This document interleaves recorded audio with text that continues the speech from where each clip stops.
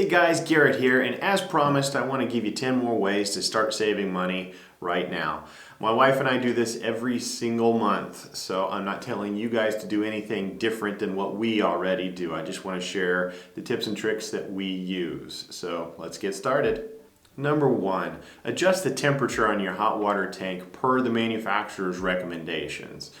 Now remember that the water that sits in that tank is going to be heated all day long, and most of the time it's going to sit there hot but not being used. So anytime that it's sitting there and it's hot, that means that either the heating element or the burner has to keep coming on and off. Anytime it does that, it uses either electricity or natural gas or propane. You're paying to keep that water hot. So obviously the higher you have the temperature set, the more energy you're going to be using.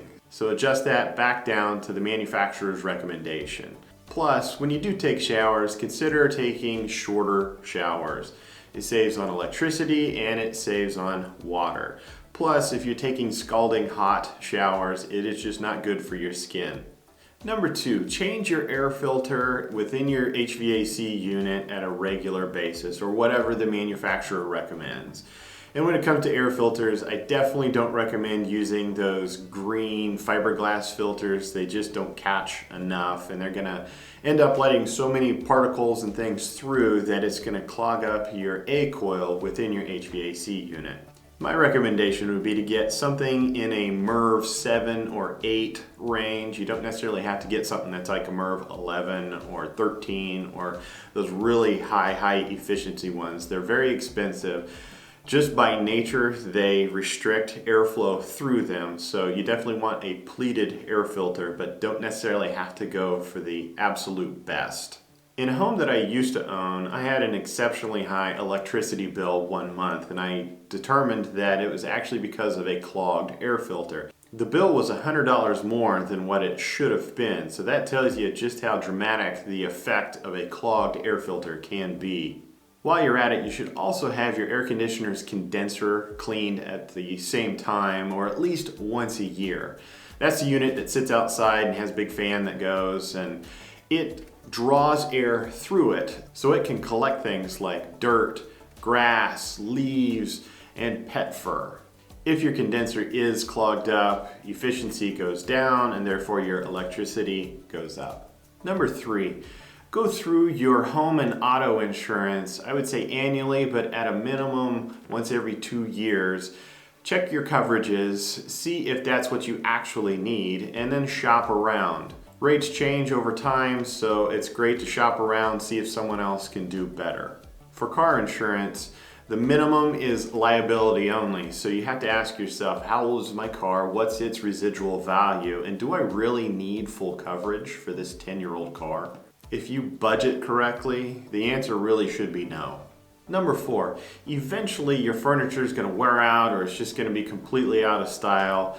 I would suggest at that point selling it if you can, and then still buying something used, either off of Craigslist or off of Facebook Marketplace. You can get a lot of great things that are a year or 2 or 3 years old for probably about a 50% discount.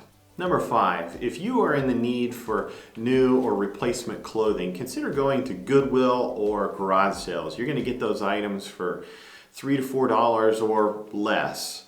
It saves a lot of money, and Goodwill has quite a bit of good stuff, especially if you're a woman. Women have about 3-4 times more choice than what guys do whenever they go into Goodwill, but still, even I as a guy, I've gotten nice polos or button-ups or just t-shirts or Under Armour or shorts, things like that are in just great shape. And even if you just need around the house stuff, this is a great option.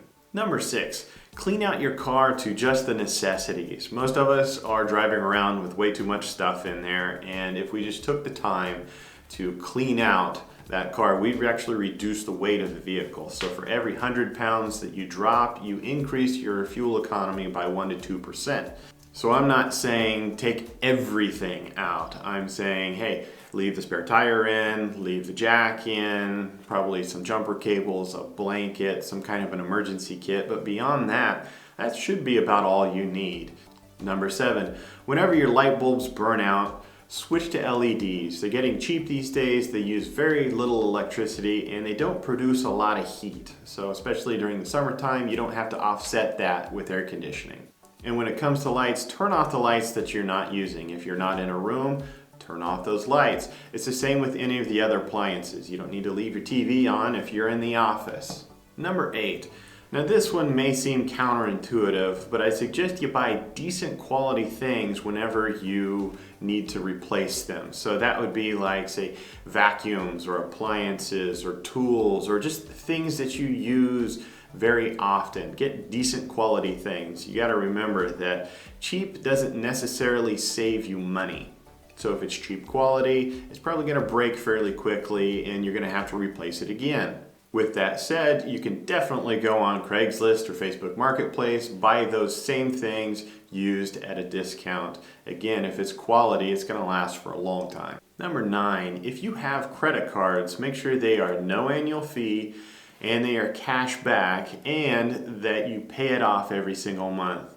Now, just having a credit card doesn't give you a license to go buy anything. The only things that you should be putting on your credit card are the normal daily, monthly expenses. So groceries, gas, things like that, especially utilities sometimes too. As time goes on, that cashback bonus adds up and then you can offset some of your expenses. Number 10, I'm going to call this one the 3-day rule. I want you to wait 3 days before you make any large purchase. Now I'm going to qualify that as anything, say $200, $250 and up. If after 3 days you still want that item or it makes sense or it's a rational purchase, then I would say go ahead and do it as long as it fits within your budget. But studies show that the anticipation of buying is actually what brings us joy. So that will wear off over time. The dopamine levels drop off and you get to more of a rational decision-making state. By taking those 3 days, the excitement has probably worn off and chances are you're not going to make the purchase, or it just doesn't sound as exciting to make that purchase anymore. This one tip is probably going to save you the most amount of money.